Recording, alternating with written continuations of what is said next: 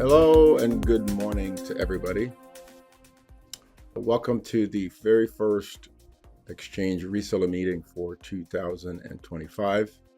It's amazing that the year has just started and it feels like we're halfway through the year, but we're still in February.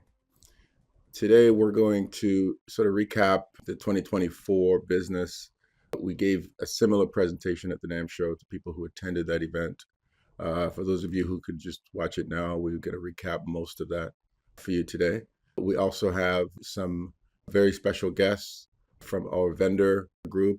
We have today SoundBridge, Waldorf, and Hertz Instruments who are going to show their products in about half an hour or so. And I want to thank you guys for tuning in. We're going to try to move very fast because there's a lot to show and a lot to talk about. So let's just jump right in. We always like to pay homage to our umbrella group, the Software Trade Association called IMSTA.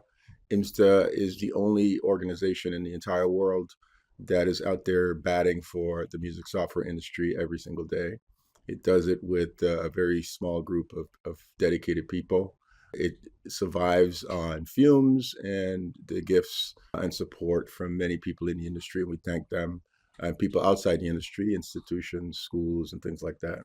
We always like to ask our members to help IMSTA, join IMSTA. IMSTA costs $360 or something like that for a 1-year membership. That goes a long way. IMSTA operates in a budget a little over $100,000. And with that, it does 5 shows on 3 continents every single year. This year, we're doing 8 shows. So always try to support IMSTA because IMSTA's out there educating people about buying software instead of downloading and using software for free. Let's just deal with the numbers for 2024.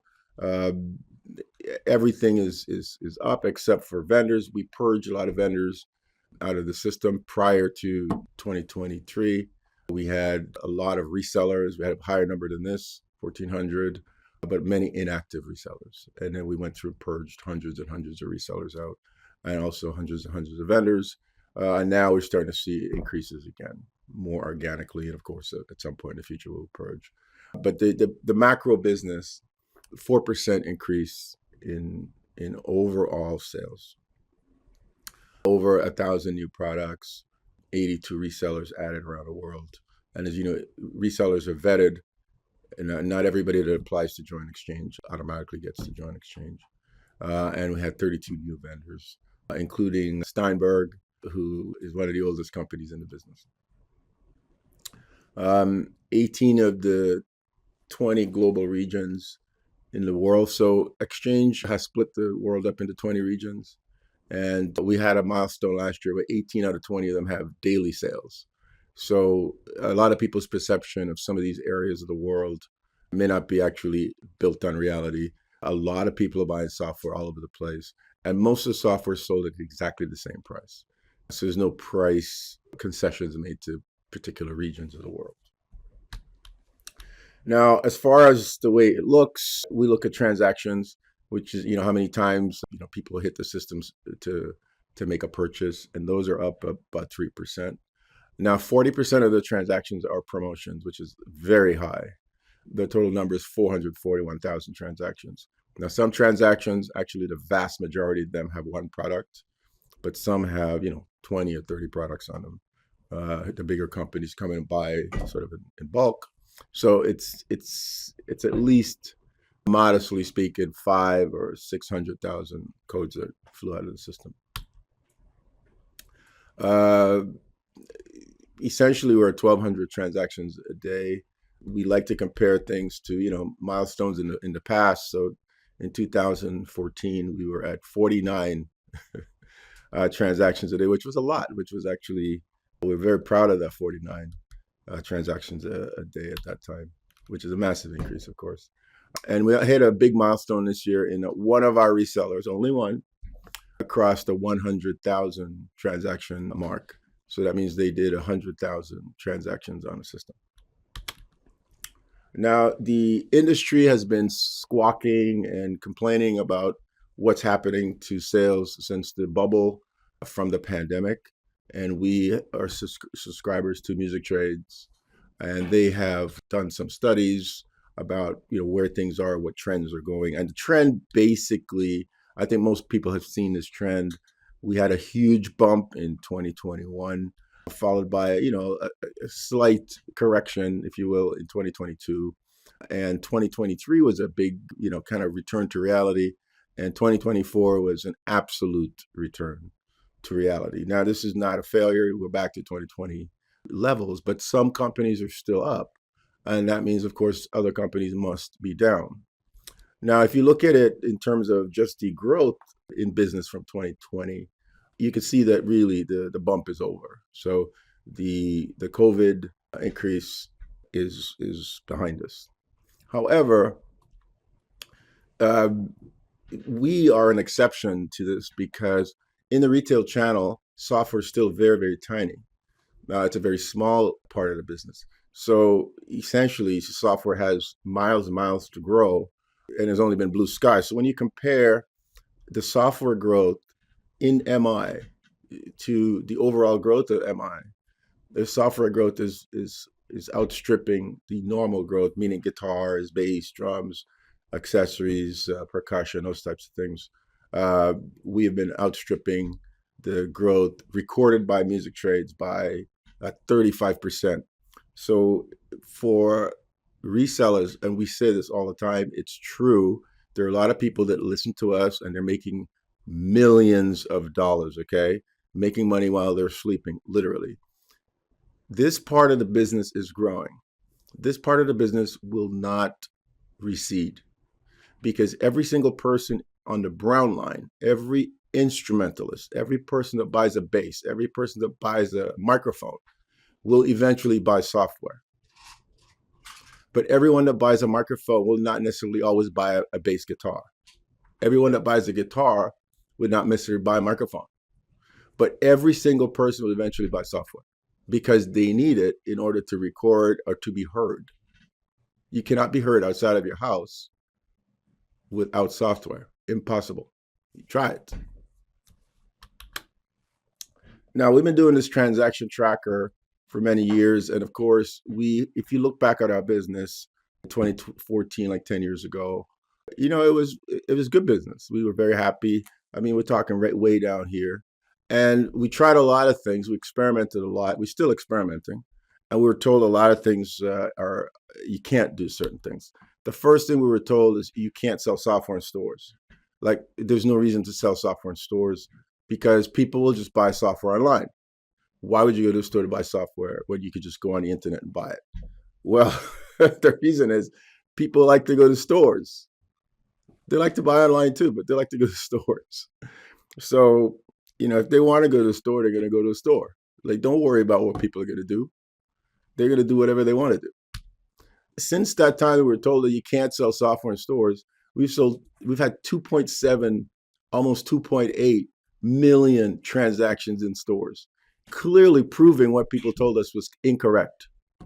You can sell software in stores. You can sell software from the store websites. You can sell software in the store itself. We heard this one too. You can't sell software in China. Of course, we sold millions of dollars, many millions of dollars worth of software in China. We told you can't sell software in Eastern Europe. Well, as you'll see today, Eastern Europe, despite the fact that there's a raging war going on in the middle of it, is outstripping Northern Europe, the Scandinavian countries. So there's more growth in Eastern Europe and more business in Eastern Europe than in Scandinavia. Now, you explain that one to me. Nobody ever said you can't sell software in Scandinavia. You can't compete with the manufacturer. Well, this year, one of our dealers did 100,000 transactions. Everything that they sold is available from the manufacturer. But 100,000 people chose to buy from this reseller. I don't know why. We don't care why. We're just saying that people will do this. So if people are going to do this, make sure you put your sign up and say you can do it here. That's all we're saying. You can't keep up with updates. Well, actually, it's better to keep up with updates if the software is digital. If it were in a box, now that's a problem. You got to take it and ship it back and get the new version. But all that's been eliminated. Don't worry about the updates. The license that you sell is always up to date. It's always the latest one. It's complicated to handle support. Actually, most of the companies don't want the resellers to do support. Most of your support surrounds installation. The first 24 hours of the purchase, people can't get it to install correctly, or it installed but they can't see it from their DAW. That's 95% of the problem. Can't justify the cost of integration. Well, you just have to look back a few months ago when we had a very popular, famous reseller on this program that said this exact thing and regretted saying it. That they should have spent, I don't know, $30,000 or whatever it was to integrate. They probably would have still been in business. Can't handle all the SKUs. It's too many. Well, that's like saying I'm making too much money. This is too much. I can't handle making $1 million a year. I can't handle making $10 million a year. It's too much. Like, what do you mean it's too much? Like, the more assortment you have, the better. Like, why would you want to have less assortment? It doesn't make sense. This is the last one we're going to try to disprove. You can't sell hardware on exchange. That's coming up. So we're putting all this up to say that the biggest issue with a lot of our reseller partners is just belief. If you just believe you could do it, you will do it. And we believe everybody here you can do it. You can do it in your region. You can do it in your country. You could do it in your part of that country, because those people are going to buy software. So when we drill in annualized, we could see that we had a huge Q4 in 2024. It's almost as big as the last record from last year, which is quite satisfactory. We had, of course, a monumental Q2, and that, of course, one of the biggest Q2s we've ever had. I don't think we'll have a bigger one for a long time. So the year was saved, I think, by the Q2. So we can see, generally speaking, despite the fact that the things are growing, they're not growing as fast as they were growing. So even our business had a bump as well back in 2020, 2021. So we did have a bump, except we still growing. Now, we always like to track to give you a sense of, how the business is distributed. There are 1,400 resellers on the system, and the top 3 resellers, they take 40% of the business. Okay, 40%. And they've taken 40%. They're on a slide for many, many years. It used to be 73% back in 2015, but they stopped the slide since 2021. They're so strong and they're so well integrated that it's very difficult to chip away at them. Of the promotion business, they take 54%. That's a lot. That's too high. That's hundreds of thousands of transactions. We think it's very high. Now, for them, it's perfectly fine. They don't want you to know that they're taking 40%. Why would they? But for us, looking as a marketplace, we would like a little bit more even distribution of some of this stuff. Now, the promotion powerhouse, there's automation. These 3 companies are highly integrated. Their computers talk to the Exchange computers servers all the time. They know what's happening before it happens. They know what just happened. They track pricing. They track all changes. They see what promotions are hit without seeing it with their eyes. Their computers see it. So this is why we always stress automation. Automation is your superpower. And the composition of the top 3, which is quite important, has not changed at all in 4 years.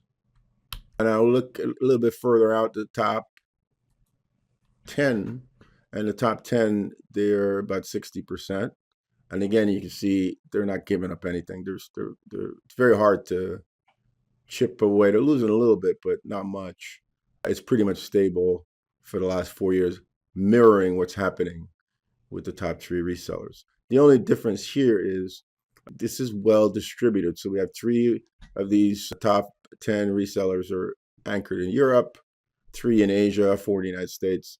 So it's spread around the world, but there is turnover. So this is different than the top 3. There are 3 Asian companies that entered the top 10, and there are 3 American companies that exited the top 10.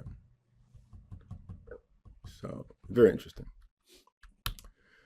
Now this is the promo business. If we, get into the promotions, I say 40% of transactions are promotions.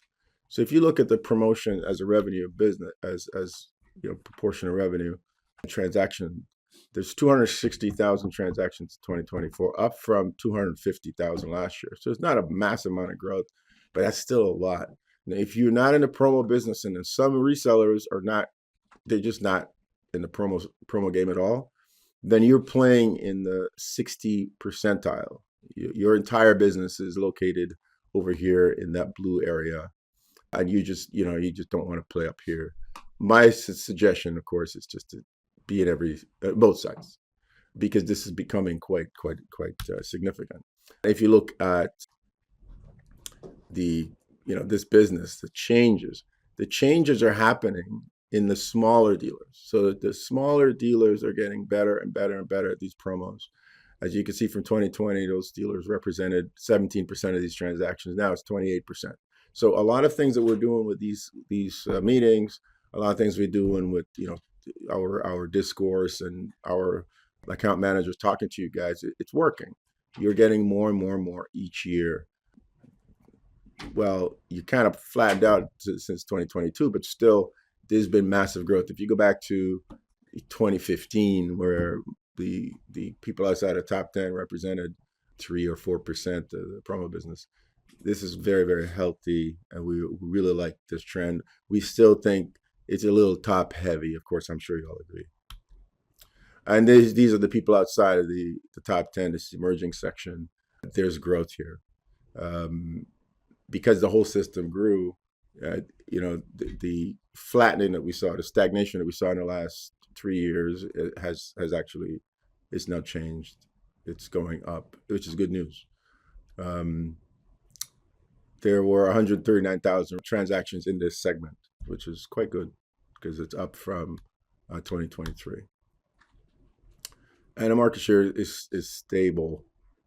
It's not moving much, so it's good. We're very happy, and we say to the smaller dealers, you're the guys we have to try to engage more with, and give more tips and tricks too, because the big guys already know everything. They know what's going on. Now, the sales by region, we've been tracking this because we love the United States market. It's our biggest market, but we want to grow Exchange all over the world. And we like to provide the same opportunity we provide American resellers to everybody anywhere in the world that you love software, you want to sell software. So the United States as a market is growing every single year, but its share of the total business, it's giving way to certain regions. And it oscillates, but generally speaking, the Japanese market's been very strong. The English market, the United Kingdom market has been very strong. And these have been, gaining on the United States, of course, and of course the rest of the world, what we call emerging. This segment has been growing. If you look at what it was in 2018, it was 9%. Now it's 19%. So this has been a big growth area. And you can look at some of the other ones as well, like, the Japanese market, which is here in yellow. It's gone from 6% to 11%. Germany has gone from 8% to 10%. Nothing to write home about, but look at the UK market, 8% to 15-16%. So, the United States, of course, have gone from, 69% down to 45%. But there's more business, more revenue, and more transactions in this 45% than there were in this 69%. And if you look at it another way, this is the same chart, really, just another way of looking at it over the years. You can see that the United States dipped well under 50%. And for us, it's, there's nothing, for us as a platform with a global reach, this is good news. The fact that the United States is still growing is great news. Now, we are going to drill into that pink area and what's happening in here. This we call these emerging regions. And this is a story of Korea, really. The Koreans have gone from 5% of this emerging area to 19%. It's and it's really just one dealer, you know, just very, very dedicated to taking that market and to take the local business for himself. That's really it. A lot of this business, this 19% of business, existed in 2020. It was simply going outside of Korea. People were buying it from outside online. Now with this dealer, and then he is, of course, has inspired other people in Korea to do the same thing and try to catch the business. If you're a Korean person, there's no reason for you to buy software outside of Korea because the service inside of Korea is in your language. The transactions are in your Korean won currency.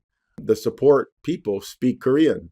The stores are in your same time zone. There's absolutely no reason to buy, and the price is the same. So there's no reason to buy any software anywhere else. And it's the dealers that created this business climate. They did it with our help. I mean, we were part of the advisory, capacity for many years. They embraced IMSTA, IMSTA Fest, and things like that. But they created that economy themselves. Congratulations to them. We saw the same thing happen in France. We used to actually kind of make fun of France here. We used to use it as a bellwether. It has a lot of people, but the business has always been very soft.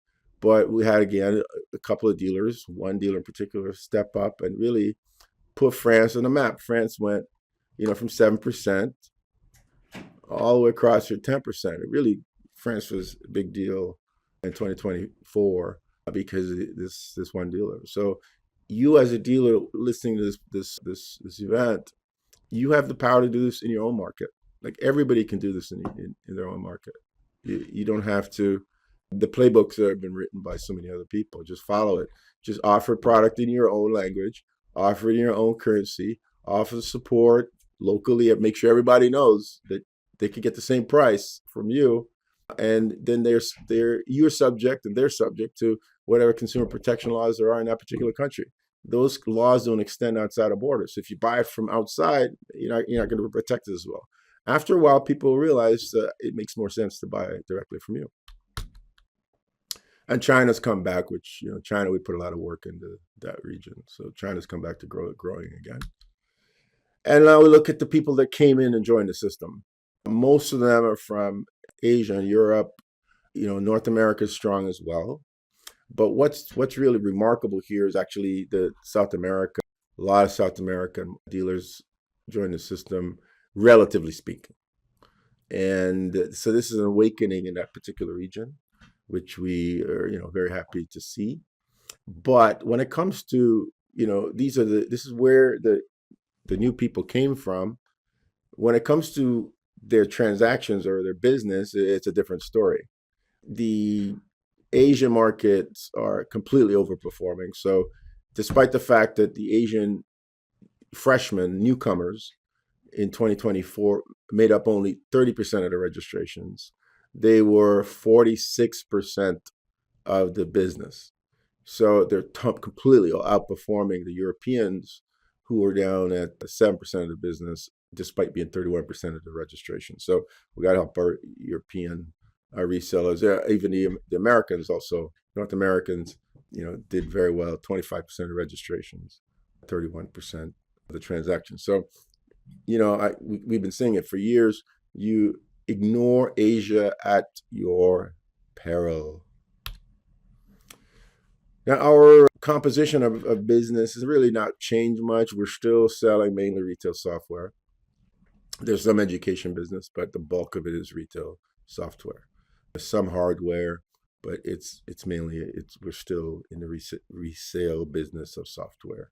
And as far as saturation, we are not even 10% of the potential of the reseller market. We know this because we know the numbers. We're not even 10% of the capacity of the retail channel to sell software. So there's nothing but growth ahead for many, many, many, many years. The DAW is the biggest thing. Obviously, it's also very expensive, but upgrades are very huge. You can if you have a database and you've been selling stuff to people, there's a great opportunity for you to sell them upgrades. Okay, and of course, people cannot sing, so tuning software is going to be here forever and ever and ever. Now, we've done a lot of work with the Exchange HD. The system is very mature now. Some of the things include a vendor self-ship. So this doesn't apply to you resellers as much, but anybody selling anything on Exchange now has the ability to ship products, physical products to you. This is a very, very powerful thing because anybody could basically use the Exchange network, which is 15 years old now and has 1,400 resellers, and use the world as their territory, and dispatch the products from their warehouse to anywhere a reseller could see them and has permission to purchase from them. Now, if it makes no sense to ship it from where they are to where the resellers are, they could take advantage of our logistic network. So we have some logistic partners around the world. We have one in Dubai, we have one in Singapore, and one in Latvia. So if you're in America, or in Germany, we have, of course, some in the United States. Okay, you don't want to ship something to Vietnam. Maybe you put a small pallet somewhere at our facility in Singapore, and then they could ship it to Vietnam like nothing in 1 day, 2 days, very, very cheap. It's an opportunity to really grow. This is huge. In the United States, we have address verification, which I think is extremely important when you deliver hardware, to make sure that where you're sending it to is kind of known and and valid, that what the customer typed in is valid. You can, as a reseller, not be worried about what the vendor is going to charge you for shipping. You can put your own shipping label in if you have special deals with the freight companies. This is mainly for the vendors. They can have multiple ship-to addresses. So there's a lot of shipping development that we've done in the last year that makes the Exchange HD component very, very robust. We're very proud of it, and it's capable of really just switching from software to hardware like nothing. I mean, it doesn't care if it's hardware or software. And you can, put notes in your purchase orders, special, instructions, deliver it to the side door, or hold for pickup, or whatever you want to put there. You can put in it, and the vendor will see it, and the logistics people will also see it. Now, we're going to talk a little bit about some things we want you to pay attention to. We have to race through because we got to get to our vendors. Now, this is a tracking of the number of transactions on a daily basis after the release of a very powerful, very sexy, very, very popular product. And this relationship of demand per day, or demand rollback per day, is indicative of a lot of products. In fact, some products have a steeper ratio, but let's just go through. So the very first day, this product sold a ton, and let's call that 100%. The second day, anybody want to type in the chat, what do you think the percentage would be? The percentage of the first day's transactions would be on the second day. What number? Somebody put a number in the chat there for us.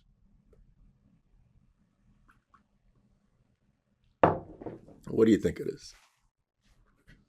33%, 66%, 30%, 60%.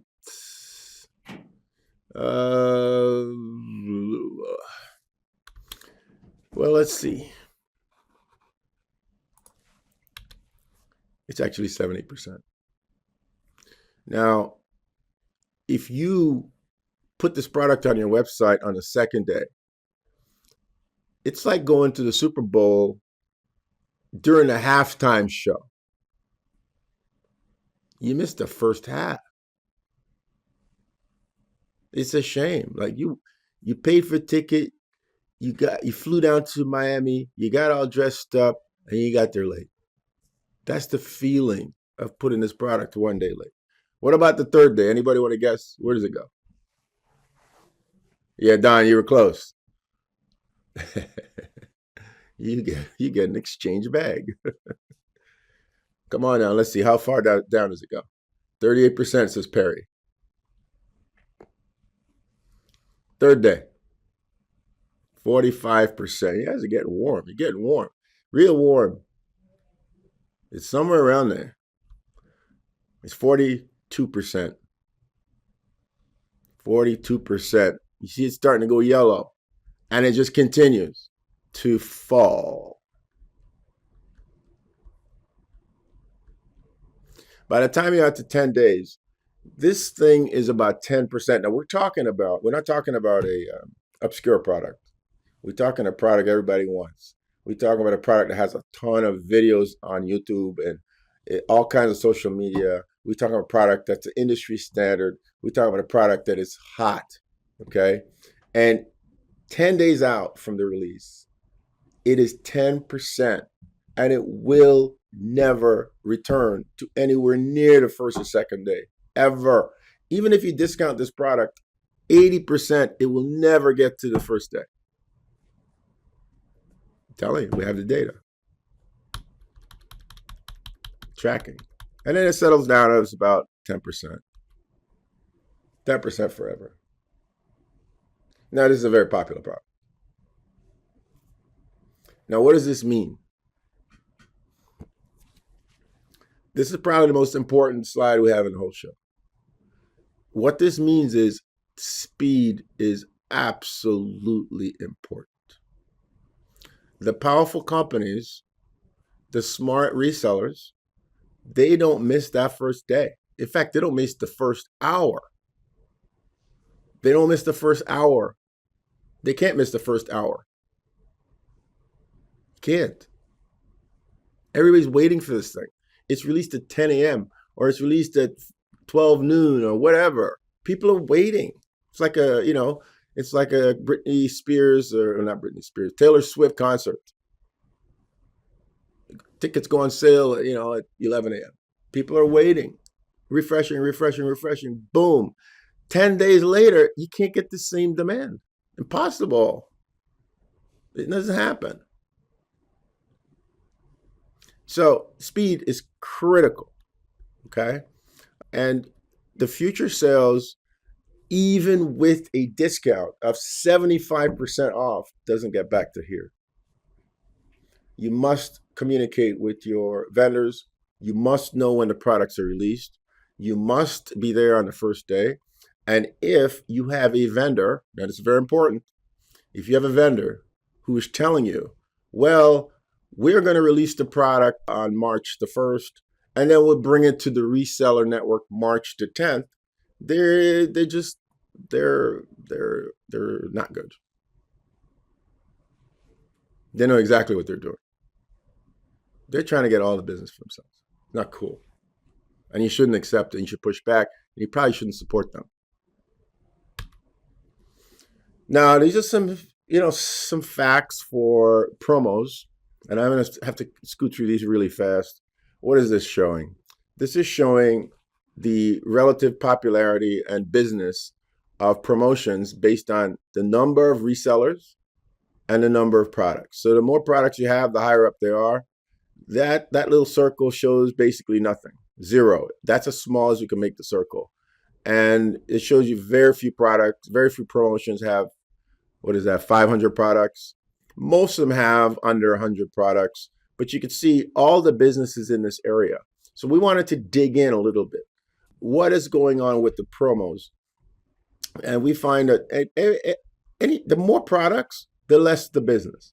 The more everything, the less the business. The fewer everything, the more the business. As you can see, when you get out to these parts out here, theres nothing. There's no business out here. It's too much, too confusing. It's a Big Mac with 50 patties. You can't even fit in your mouth. Now, this is a very interesting chart. We did a study of all the promotions in 2024 that were assigned to one reseller and having one product. And this is the biggest sale amount that there is, which is shocking, because you would think if you have 2 products to sell, you sell more. If you have 10 products to sell, you sell more.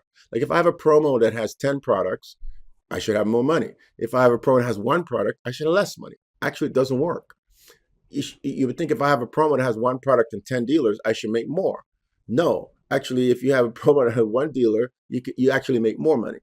Now, an interesting thing happens with those same 1 dealers. When you give them a promo that has 2 products, the same 1 dealer, 2 products, the sales fall by over 40%. Think about that. You have 1 reseller you're dealing with.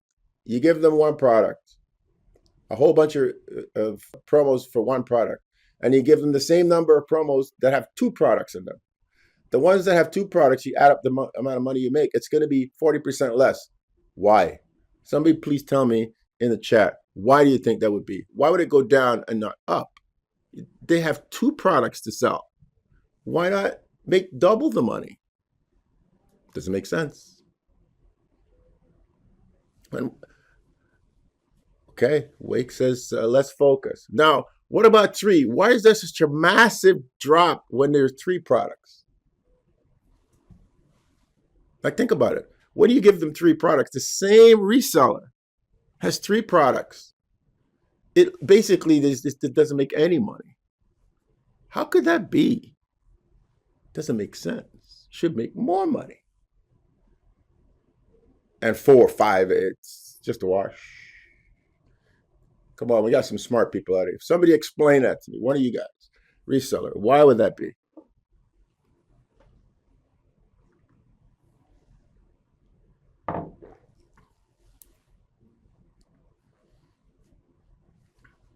How could it be so far down? And these are real data. It's real data. I guess the consensus is less and less focus. They're not focused on their marketing, on their target markets. But 3 products should be good in a promo. You put 3 things up there. You tell the public, hey, pick one of these guys, or pick them all 3. But it doesn't work. 1 product, it works. Now, what does this really mean? When you go into your resellers, you're requesting promos, request only 1 product. Forget about all getting 6 products and getting 11 products and getting all their products. There's some promotions where all the products are 25% off. All the products are 50% off. And when you look inside, there's only 2 of them that sold. Could have just put 2 on sale. But if you go out to the marketplace with 64 products for sale on sale for 60% off, people don't even know what to do. How can they go to 64 products trying to pick the one that they want? It's madness.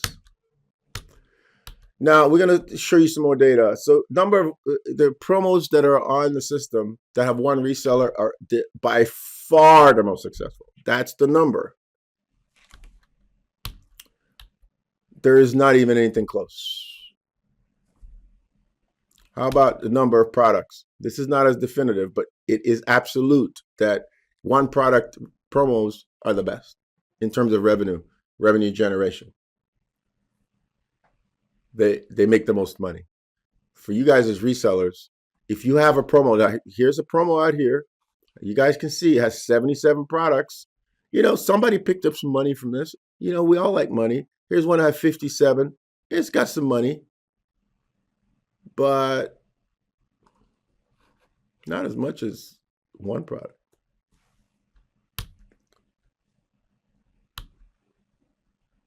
One is the number 1 thing.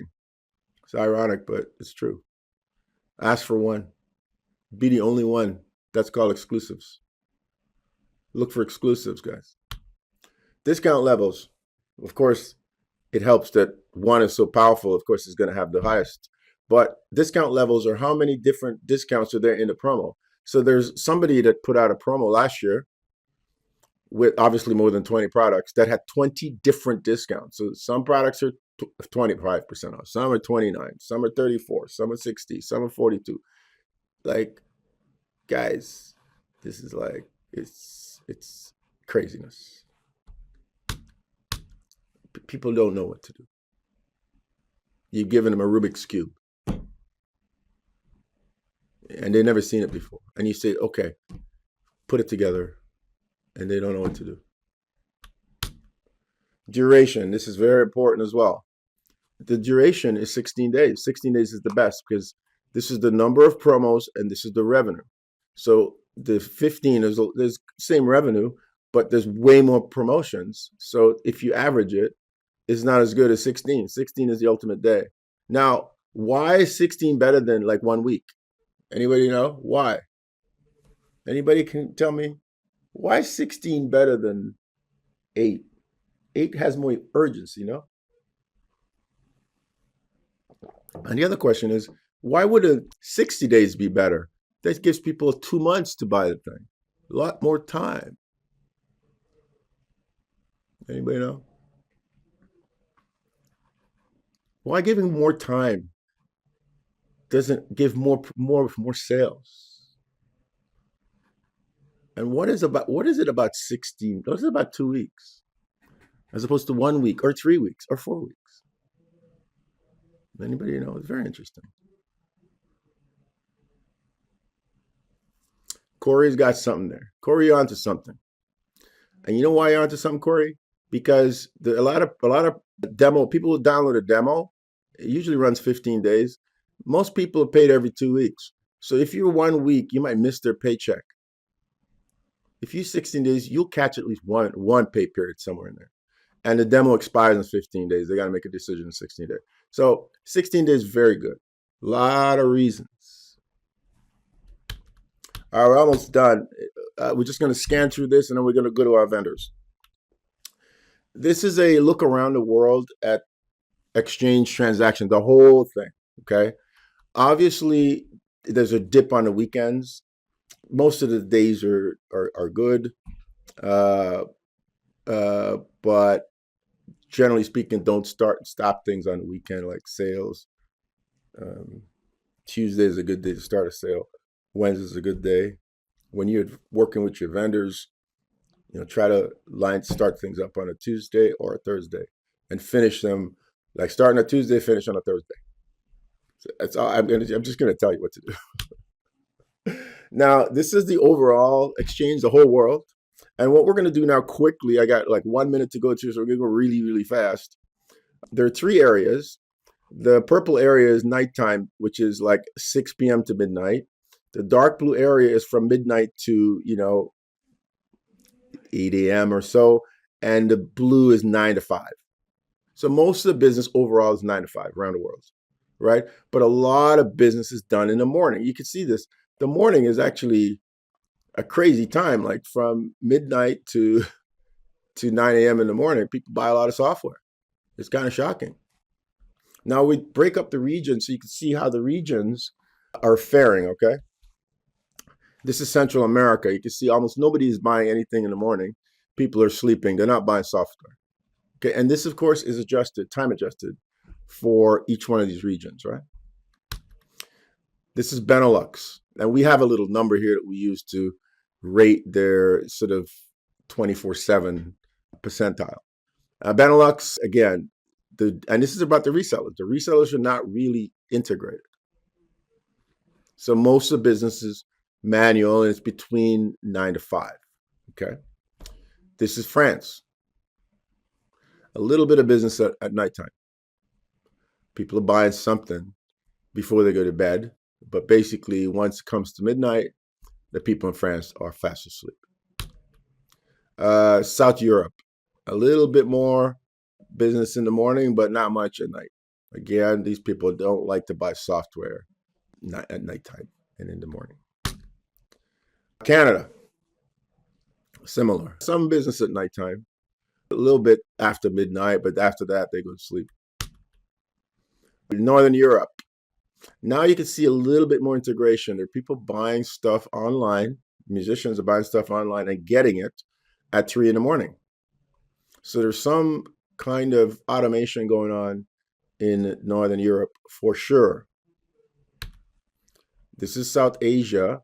This is really distorted because the business is so shifted because India has, one time zone, but it's really operating over technically three time zones.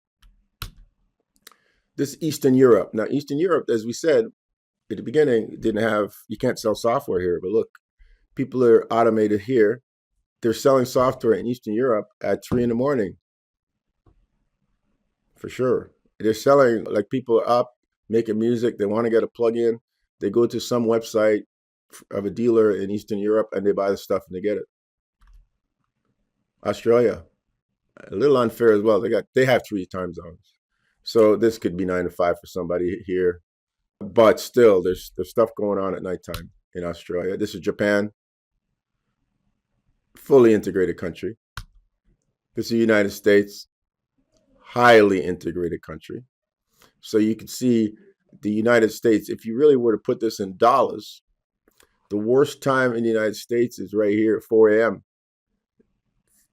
Inside of this 4 a.m., you could fit a lot of regions in the world.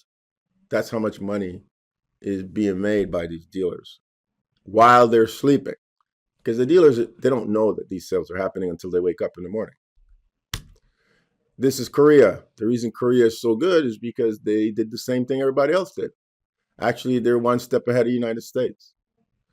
But in Korea, they have the same service. The people of Korea can buy a product. They can buy Pro Q4 or whatever at any time and get it instantly delivered. Germany, as we know, very integrated country. So Germany, Korea, United States, very, very similar services being offered to the customers. And that's why they're successful. China, the place you can't sell software, they sell a lot of software at nighttime. Look at the nighttime. It basically never stops until 1 o'clock. It's going constantly at the same level. In fact, the peak for buying software in China is around 10 p.m. Maybe the TV gets real boring at that time or something. I don't know. But something's going on at 10 o'clock at night. Southeast Asia. Now, this is just, again, some really good dealers based in that region. But yeah, you can buy software anytime. United Kingdom, well, we kind of know what's going on here. But you can see this is about as good as you can get in terms of a business, because the size of the business is enormous and the business is just a machine. It literally is just a constant money generating machine. There's no inventory. It's just pouring money into somebody's bank account 24/7, 365 days a year. But there's one region that's better, and that's the Middle East, West Asia, where there's some really good dealers that they have. I think they're serving the whole world, of course, but their bank account is ticking as well, basically at the same rate every day. So these are the regions, and this presentation will be online so you can recap this. And if any of you want this, we'll send it to you. It's not a problem. We'll send you a PDF of it. All right, so now we'll step into the vendor presentations, and I'm going to ask SoundBridge if they're ready to start. And if they're ready to start, we'll hand it over to SoundBridge to now talk about their DAW that is now available on Exchange. SoundBridge, you ready? Well, Ray, thank you so much for having me. And hello, the entire Exchange ecosystem. It's such a pleasure to be here, and I'm so humbled to be a part of this amazing music software community. SoundBridge is a company that I started 10 years ago when I was 24. I'm 34 now. And we are growing by approximately 10,000 users every month. And we've already reached 730,000 users. So I encourage everyone to check out our website later today and see how much this number has grown.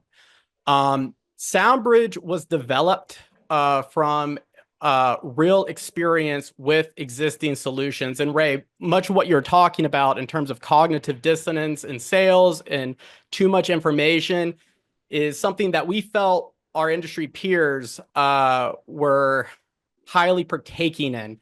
And coming from a guitar background, I've never heard a guitarist say, I like a guitar with high action. Have you ever heard a guitarist say, I like a guitar with high action? Nope. I don't think Nope. so.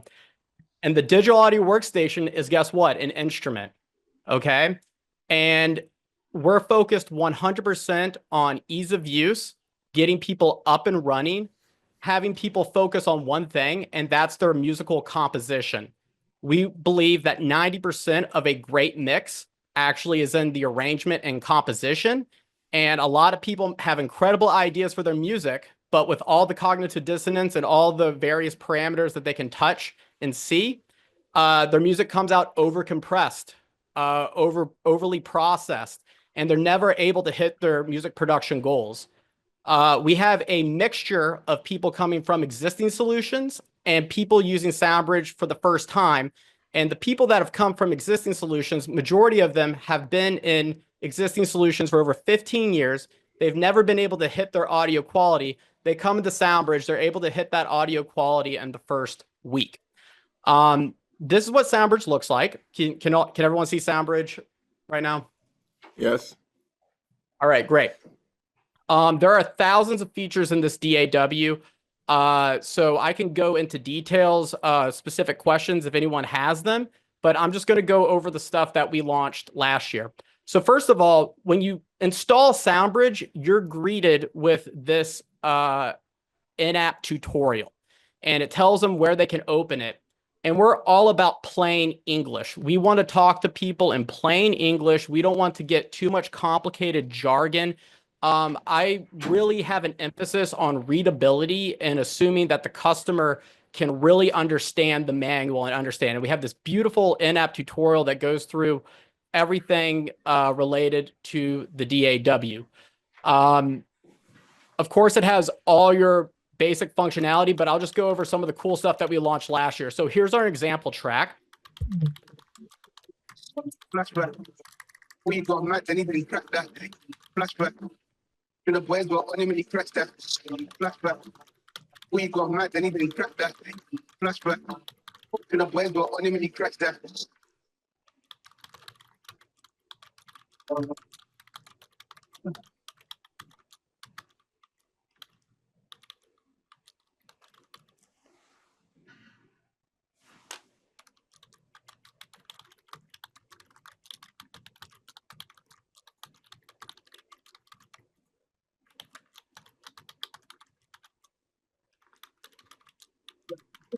We got mad, anybody crack that. Flashback. To the boys got anybody crack that. Flashback. We got mad, anybody crack that. Flashback. To the boys got anybody crack that. Flashback. We got mad, anybody crack that.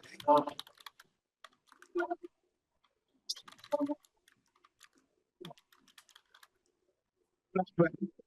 We got mad, anything crack that. Flashback. We got mad, anything crack that. And then I don't know when a new mask to the boys were only many crash that. So they came back, man, I don't act like heads up, yes, so that rock out. It could be anywhere, but I know right. To the game when I head is so mad at. So I just saw the chat. Rajiv said that he couldn't hear the audio very well. Well, that's unfortunate. That's probably just my bad setup with the voice meter potato. But anyway, last year we introduced the video track. We introduced cinema grade film scoring. Tracks can be put into linear time mode just by hitting Alt L. So this clock signifies that the track is put in the linear time mode. And what this does is it's for sound effects. So if you're scoring a movie or scoring a video, your sound effects are going to be in linear time and coordinating with specific linear frames. This allows you to have a mixture of music with tempo and time signature automation while keeping sound effects that have to be in sync with keyframes stable. You can also put position markers in linear time mode as well. You can also quantize to various frames. So you can quantize to a frame, a half frame, quarter frame. We also introduced something cool called teleprompter comments. This is an example of some of the unique integration we have. So these are comments, and you can just take the draw tool and you can draw these comments just on various comment lanes like this. but the comments are put into a full-fledged teleprompter. And you can arm the teleprompter for scrolling. Flashback. Who you got mad? Anything crack that? Flashback. And this is an example of some of the creative ways that we're just trying to aid musicians in a to-the-point, practical scenario. This is great. You can just write your lyrics in here. You have a teleprompter. We're currently developing a way, so if you put like verse in brackets like this, as the playhead passes that position marker, it will actually jump to that point in the teleprompter. Okay. We have very good plugin filtering. We have quick access tabs. There's a lot of things in here. So, you know, if you have any specific questions regarding features and functionality that you think that a competitor has, we probably have it. We have fold presets, so you can essentially fold unused notes from the piano roll. You can also give them custom names like kick, etc. We got scale presets, so you could hear the piano roll to a specific scale. Okay. You can also write your own scales. We have channel strip presets, so you can save entire channel strips, entire songs. You have plugin presets, a lot of stuff. Now, Ray, could you hear that example pretty well, or did it sound like it just sounded like you're not sharing the audio pretty good. So I would focus on just what the product does rather than the sound. Yeah. And also somebody suggested, I got a good suggestion. If you have a video, you could put the link in the chat so everybody could grab that and then yeah, for sure. I'll do that once I'm done presenting here, for sure. Yeah, we have plenty of promotional video. I encourage you all to go out to our YouTube channel and look at all the videos there as well. I'll put a link in a second. So yeah, SoundBridge is just a to the point DAW. It provides this like transformer like vibe where, you know, we even like have cute little details like a specific place to adjust the widgets. It feels very tactical and you feel very in control in your music. And, you know, workflow is something that's intangible, but it's highly important and people get it when they feel it. And, you know, just getting the technology out of the user's way and giving them something that's to the point that they can use is we find extremely valuable. Now, here's a little example I've had. These are some other products we have. So this is our drum machine Rhythmix. And I also have our arpeggiator here, which is Record. And this is a little example I threw together just this morning. This is nothing but Vital, the Rhythmix drum machine, and Record. So I'll just go through the points here. So this is our drum machine. It's a on this section, it's like an MPC pad performance section. And this kind of gives SoundBridge some Ableton clip sequencer-like functionality. We have a 16-step sequencer in here, and you can arm this to record, and you can actually record your patterns directly into the 16-step sequencer, and then you can drag out those entire sequences like that. You can chain up to 4 16-step sequencers in a row. You can go into this mixer area, and you also have access to the 16-step sequencer right here. So you can also just, you know, set up a good mix and then experiment with automating, you know, the solo and mute buttons of this mixer. And that's what I was doing, and that's what I was trying to demonstrate in this example. That's actually what I was doing. This Record is an amazing pocket-sized arpeggiator. I actually developed this myself. I was actually using this on a bass, like a talking, almost like affected kind of bass, and you can get some really, really awesome algorithms. So you have a really unique, random, unique algorithm that really is musical and it just sounds really amazing. Of course, we have all these styles, all your generic up, down, up and down, etc. styles for the arpeggiator, and you could also adhere to a specific key as well. So these are the 3 products. We have the DAW, we have the Rhythmix drum machine, and then we have the Record arpeggiator. And we provide all of these, and you can sell access to our subscription bundle through the Exchange Market platform. We have a hybrid subscription lifetime license model, and we have found that, hey, there's lots of people around the world that always have $10 in their pocket, but they never have, you know, $200. So despite the hate that we've heard about subscription models, we have found that the subscription is actually our hottest selling product. And the starter subscription is available through the Exchange platform, as well as the annual access subscription, as well as the lifetime licenses. And we feel that, you know, the reseller relationship is a very strong relationship, and we are very supportive of our resellers. We actually have an authorized reseller page right here, and we encourage our users to buy through their favorite resellers by country. Another thing that we're doing as a company is we're giving resellers the promotions. So we may run a promotion, but it's essentially like 10 to 1. We will give our resellers 10 promotions for every internal promotion. And then when our resellers have a promotion, we send out emails telling our users to go to your website to purchase the product. We also communicate this on our Discord and other social media channels. So we want to help, you know, support our resellers as much as possible. And we've been doing that by essentially giving them the promotions, and then also giving users the option to buy directly from them if they choose to. And it's a very awesome relationship that we have. And I don't think there's a single reseller that during a promotion that actually, you know, put some work into, you know, sending an email out, you know, just minimal social media promotion, that has yet to not sell our product. Flying in China just sold 10 copies. We had a lot of good sales in South Korea. KVR, JRR, they're doing very good. And I just actually came across some of these other ones like Producer Source, just the effects chain. I didn't even really realize I had invited them. I didn't even realize they were carrying us until last week. So I added them to this page as well. Last week, I just internationalized the entire website. I'm also the main web developer for our company. So now we're offering the website in Spanish. We're offering the website in French, South Korean. I'm going to support Japanese, etc. And we're working on translating the manuals. Next year, we will try to localize the application and support all these languages as well. The graphical framework that we're using, Qt, supports that. So hopefully this was a good demo. I'm very disappointed the audio wasn't working. If you were to hear it, trust me, it was really awesome. All right. Well, thank you all so much for having me. Hopefully this was a okay demo. I got to say, as somebody that, you know, been in the business a long time, it's amazing that there's a 24-year-old who decided to go up against Avid and Steinberg and, you know, all these big guys who've been around for before you were born, maybe, and make a competing DAW, which is amazing. I mean, very brave.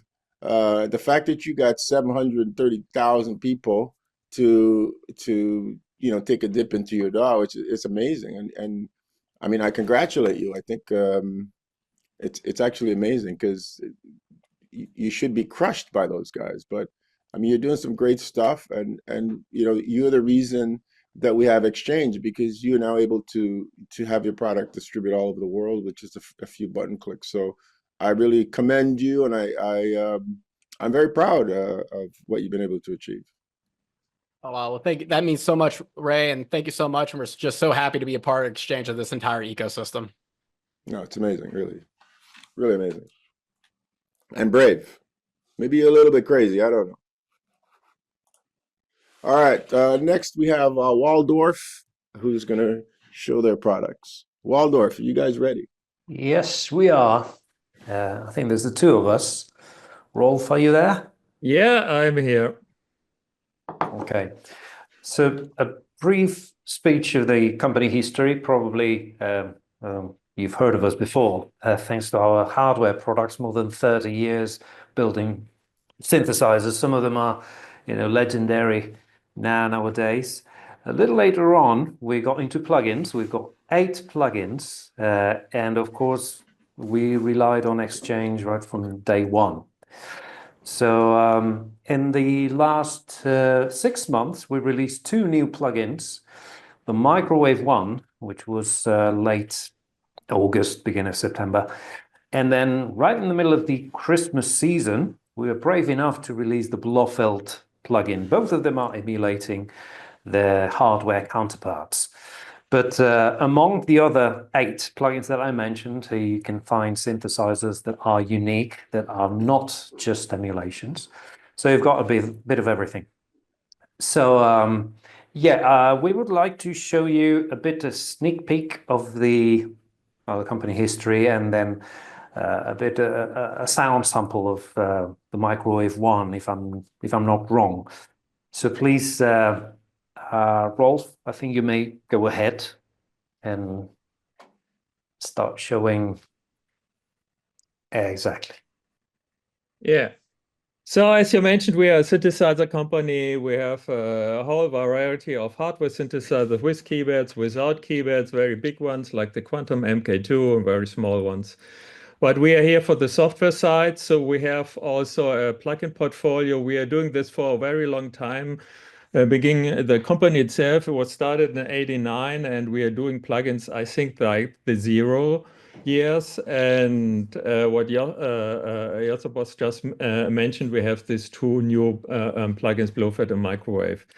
So going back to 1989, when Waldorf was founded, we started with that thing, the Waldorf Microwave. And this thing is known by many, many musicians because it was a way of transporting the famous PPG wave, which was a big and expensive machine in the 80s, into the 90s. And it was small rack mount unit. It was affordable for musicians, and it was actually technically stable. Nothing against the PPG wave, but it was a really cool thing. It was used by bands like Depeche Mode, Snap, Hans Zimmer, The Orb, Jean-Michel Jarre, etc., you name it, the microwave. And Hans Zimmer is still touring with his orchestra and a couple of Quantum and Iridium keyboards on stage. That shows a little bit about the fame of those instruments. There was a bigger version, the famous Waldorf Wave, which is based on the same technology. So the microwave of Waldorf was the first instrument. It came immediately to fame. It is a legendary thing. And so we decided, and even here, the original Wolfgang Palm was helping in the very beginning, to develop this microwave instrument. So it has all the ingredients of the PPG wave. It's just better. So we tried to develop the original spirit. So we made a very deep reverse engineering. We have the famous analog Curtis filters inside, which we remodeled. There is the famous Waldorf ASIC chip, which are doing the wavetables. That's a special chip which was developed at '89 just for these instruments and the Waldorf Wave, and it has a unique sound. And in this chip, more or less a PPG wave, a main board is contained. So that's what Wolfgang Palm did. And therefore, the sound of the microwave is very unique. We have now very many wavetable plugins on the market ourselves, like Lago and Nave and other ones. But the old legacy, early digital pre-DSP wavetable sound of the microwave wasn't there. So we decided to bring it to the people as a plugin. And this is the result of 2 years of meticulously modeling the original sound. It has all the digital 8-bit aliasing stuff. It has all the noise. It has all the grittiness. The microwave was also very much known for the 90s techno, very aggressive bass. It was used also in industrial music. So there's a whole lot of history in this instrument and the sound. So again, the instrument was running at 250 kilohertz sample rate, which was really unique and still unique. Nobody does it these days. And the plugin, regardless of your DAW sample rate, is doing the same thing. That gives only that. By this, it gives you the early digital pre-DSP sounds. No other wavetable plugin, including our own modern ones, have it. We have it now again. And we have users. You can remote control the original hardware if you have one from the plugin. We made ABs, and the people are really amazed how close that sounds. And you can load the original SysX data. So the internet is full of original sound banks. You can just load it into the plugin. You have all the original factory banks, of course. And so let's see a little demo of this. Where is this sound thing? Give me a second. I have to activate the, oh, it's there. I'm sorry. Click.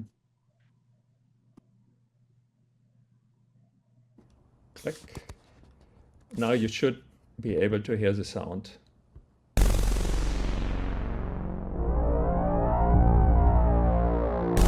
you hear the sound? Yeah, yes. Good. So you find this video online on our YouTube channel. I don't play the whole one. Here you hear some aggressive bass sounds.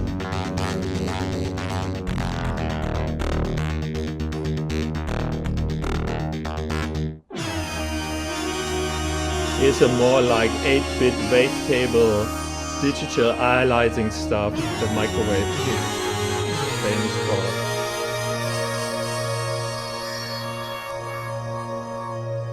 Okay, let's stop it here. You can listen to the whole thing online. Let's continue with the presentation. So fast forward, we're leaving the 80s and the 90s. We're going to 2007. And Waldorf is restarting with a little synth. It's very small. It's sold until today, hardware synths in this desktop form or with a keyboard. We have sold thousands, if not 10,000s of this little thing. We cannot even find out because it's too long in the market how many we have sold. And everybody knows the Blofeld from Waldorf, which is very affordable. It was named after this little nice villain from the James Bond movie.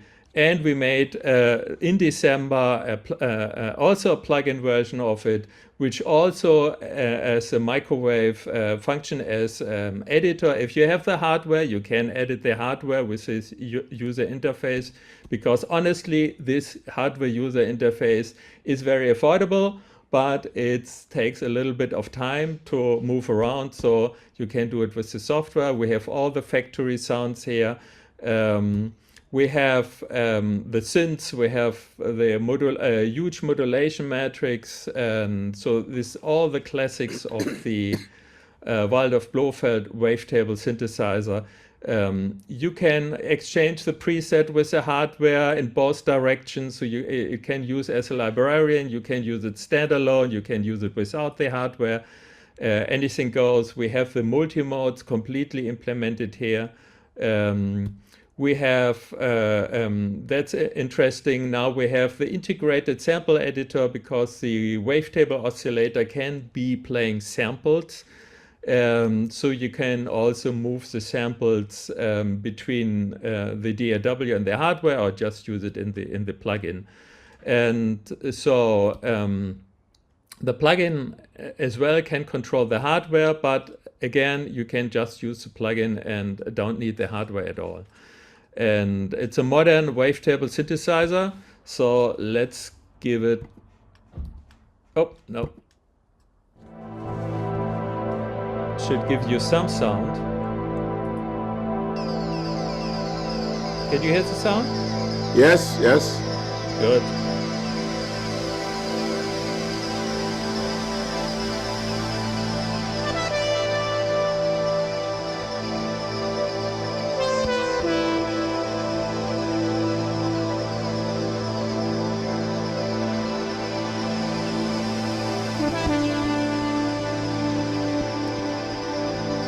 Okay, let's stop that here. And Dankeschön, as we say in Germany.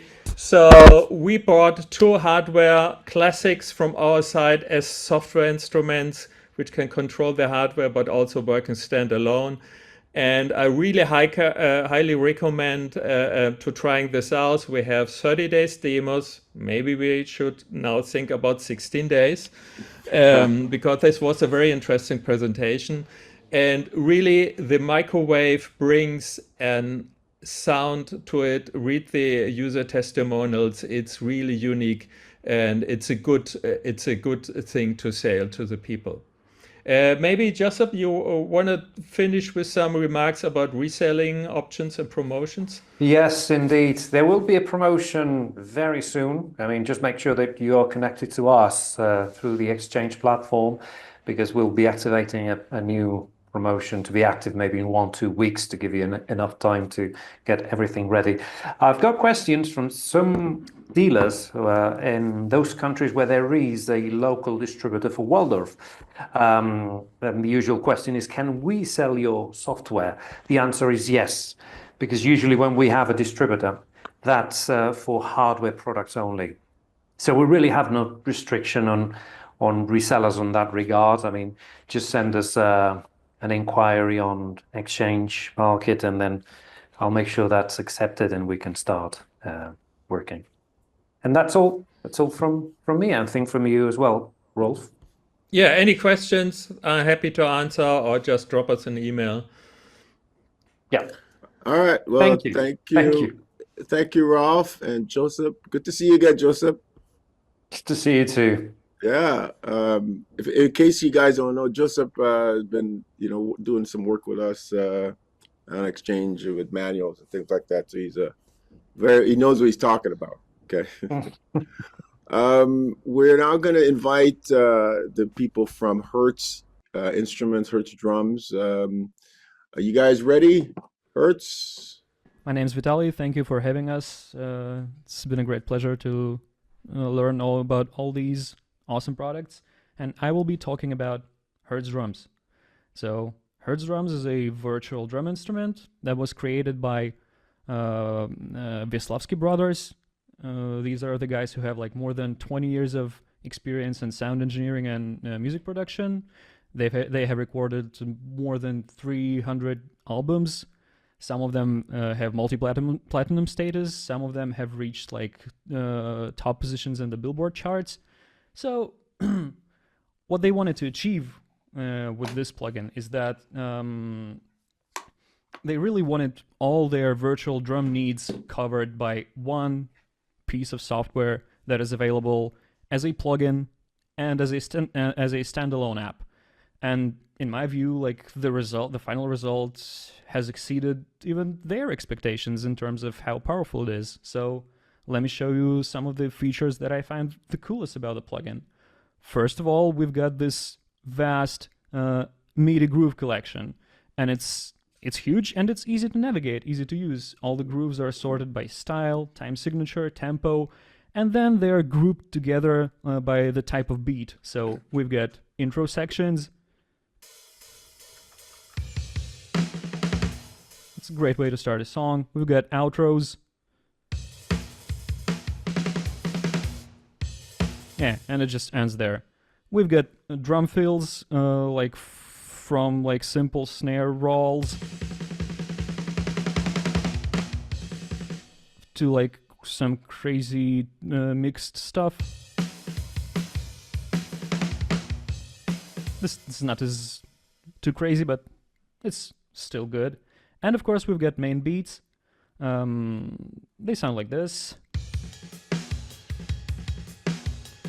Yeah, they're all organized by the leading instrument here. So to use a beat in your session, you just select this tile, you drag and drop it right into your DAW, and it appears here and it's ready to work.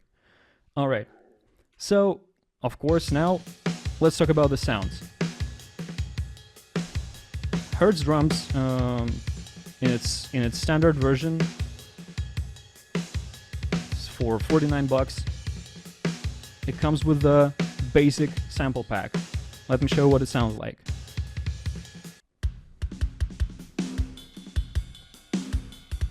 Yeah, so it's a great starting point.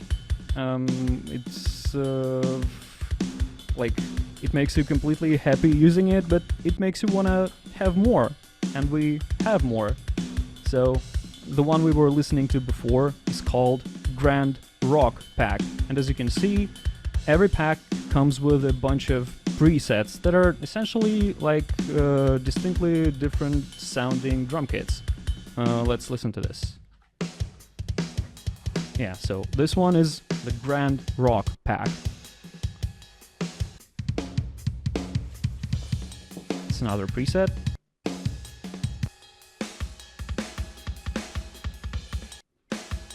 Yeah, they're all sounding great.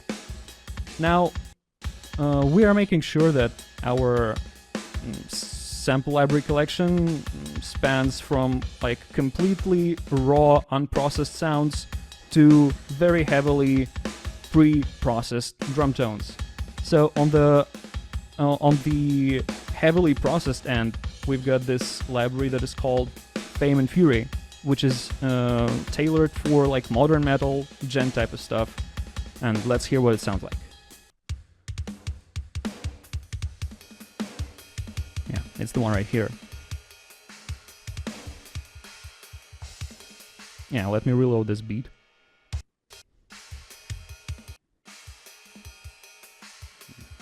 Sorry. I'll play it again. Yep.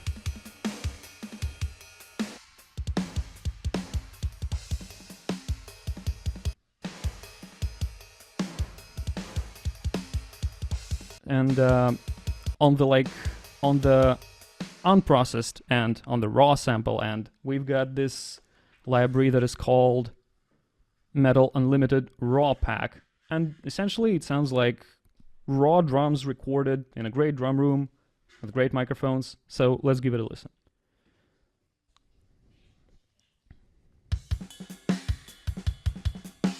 Yeah, as you can hear, it's completely raw and it still sounds great.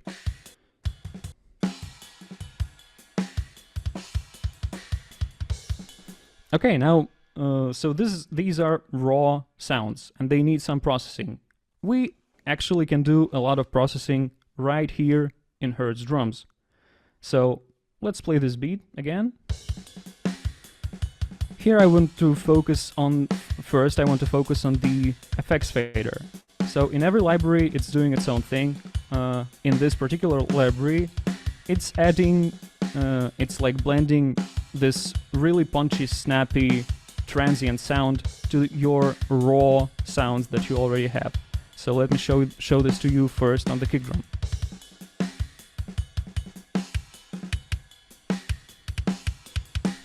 Yeah, instantly becoming snappier. On the snare. Yeah, real nice. So what I want to tweak here is also give it some ambience, because it's sounding completely raw right now, and I will be using this ambience panel for this. So let's get some ambience for the snare. Yep, that's sounding nice, and a bit of that for the kicks.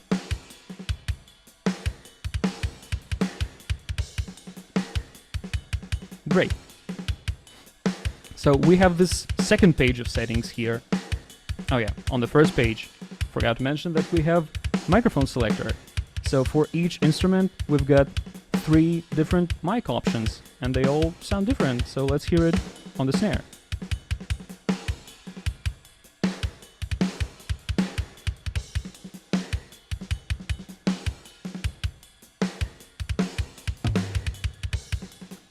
Kicks.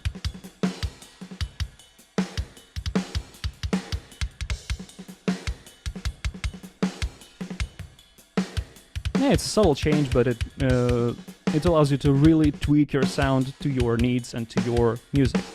On the second page, we've got this pitch slider, and with the shift key held down, you can change the pitch of whole groups of instruments. For example, I can change the pitch for all cymbals in one move. I'll select a cymbal, hold down shift,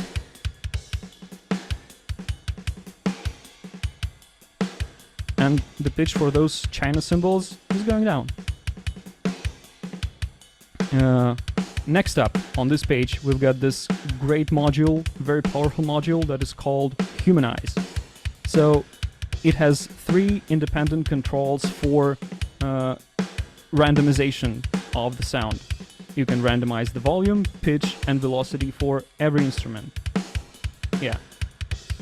Let's try it on the snare. I'll turn it on.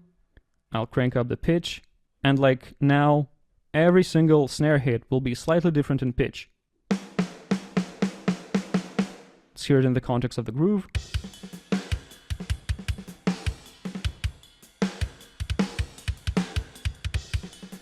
Yeah, it makes it more realistic.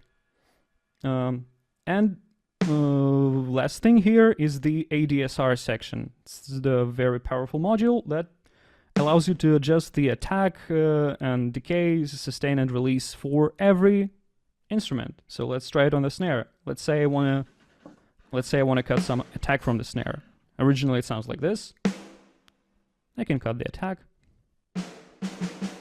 Yeah. Let's hear it in the groove. You can try it on the kicks.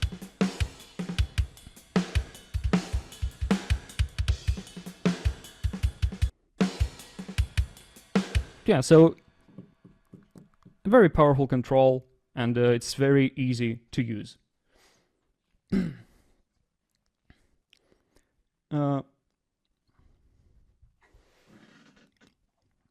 Now, what I really love about this plugin, and it's very crucial for me, is that you can blend all these libraries together.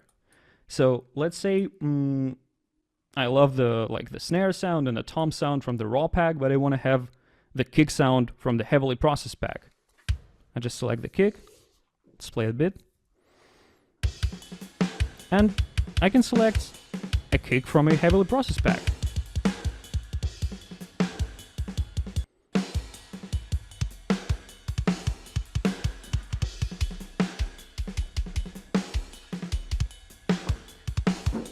Yeah, great. Another way you can blend these libraries together is that you can have like the close mic sound from the, let's say from the raw, from the raw snare, from the raw library, and you can have the ambience and the tail from like the heavily processed library. So to do that, I'll just go down with the ambience on this snare, so it's completely raw. And we have these extra pads here. So I'll select one of these pads.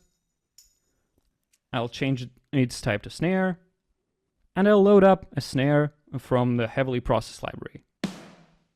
I love this one. So, and here I will remove the close mics, the sub mic, and I will leave the effects, the overhead, and the ambience mics. And to blend them together, I go to the MIDI routing page, and here we have, we can control all of the MIDI notes for all of the articulations. So I select pad 6, and I need to assign all the same notes as I have on the snare. I will not be doing it manually because I have saved my own custom MIDI map for this purpose. So in this MIDI mapping menu, I want to point it out because it's very important in my view. In this MIDI mapping menu, we have pre-configured presets for like drum module for many drum module manufacturers. So you connect your eDrums to the plugin, select the map, and you just start playing. It works just fine. Then, what's really interesting, we have like pre-configured drum maps for other plugin manufacturers. So we're not beating around the bush here. We're really like encouraging people to switch to our library from other libraries. If you have MIDI files prepared for other libraries, you can just select the MIDI drum map from that manufacturer, Addictive Drums, GGD, Easy Drummer, whatever, and your MIDI files will be working just fine. But in my case, I have saved this MIDI library that I call snare tail on pad 6. I load it up, and I've got all the notes from the snare, and they are now assigned to this pad. So they're now playing together. And I can control the level of ambience on the snare by controlling the loudness of the pad. So let's hear it quickly. So now it's completely raw, and let's add some ambience.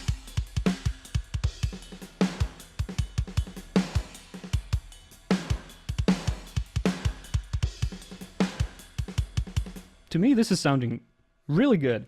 And so this shows how you can like deconstruct our libraries and reassemble them in your own way. And it's all possible in one window, just in a few clicks. It's really good. And you can take it even further and load your own custom samples into the Hertz Drums plugin. So let's select this second pad. Let's change its mode to sampler. And we are now in the sampler window.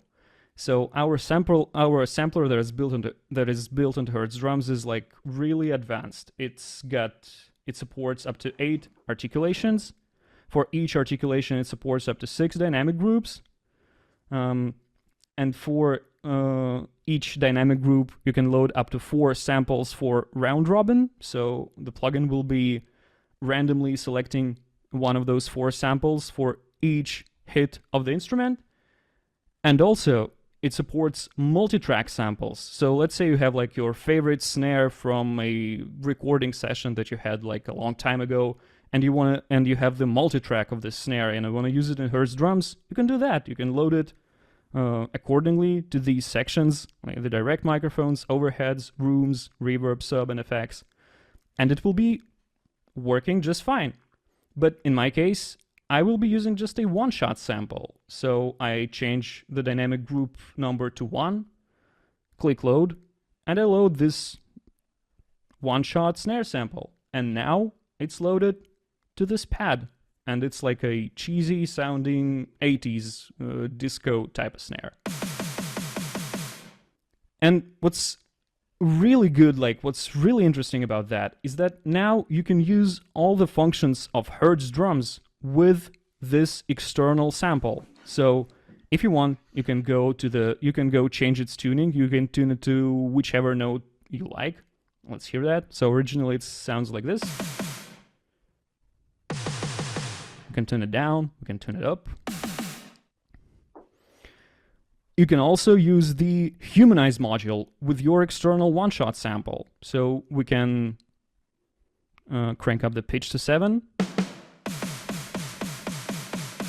And now every hit is slightly different in pitch, which adds like this human feel to the playing. And what's really cool about this is that you can use this ADSR section now with the external sample. So if I want to cut the attack from this external snare, I can do just that. Yeah, I've cut the attack. If I want to make it shorter, I'll just change the shape of the release curve and I will make it shorter. So originally it sounds like this, and now sounds like this. It's really powerful. Yeah, and of course you can assign the notes you need to this pad. And while we're here on the MIDI mapping page, I really wanted to point out another important thing is that we have a lot of articulations, like for every instrument, especially for the snare. So we have 7 articulations for the snare. We've got left and right hand strokes recorded separately, and we've got separate articulations for center hits, rim shots, edge hits, and the cross stick, of course. And all this allows you to program your MIDI drums in the way practically indistinguishable from a real drummer's playing. So this is really amazing to me. Now we've got this like combined kit with blended libraries, with a loaded external sample. And let's say we want to transfer it to another workstation, to send it to another computer. What do?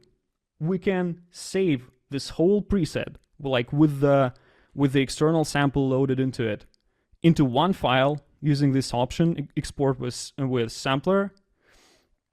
It will be saved into one file. You can send it to another machine that has Hertz Drums installed. Open it up there, and it will open just the way you meant it to be. Just the way you meant it. Like it will be working perfectly. So you don't need to send your external custom samples separately. You can just pack it into one preset from Hertz drums and send it to another machine. Yeah, so this is pretty much it. For me, that's a very versatile product. You can configure it in any way possible, and I don't think that this is possible like with any other library that I've tried in my life. I switched to Hertz drums like 2 years ago completely from multiple contact libraries, and I never looked back. It's covering all my needs. Simply great. Wow. Thank you so much for listening to me. Yeah, and if you have any questions, please ask them. Ask me or Wojtek. Well, thank you very much, Vitalii. That's a lot. You said that's it, but that's a lot in that tool. Congratulations, that's a great tool. I know. Thank you so much. No I can talk idea about there's so much it in for there. weeks. No, it's okay. The beauty of you being the final guest is that there's nobody behind you, so you could have gone on for another 2 hours if you wanted to. But okay, Sure. you already stopped, so we're going to stop you there. Thank you so much for all the presenters. Thank you guys for hanging in for so long. We're going to have another meeting next month. We will most likely have a guest here that we will probably interview, somebody that you guys all know, or it might be the following month, but we'll just keep you, you won't want to miss that one. So thank you so much, and we'll see you all in a month.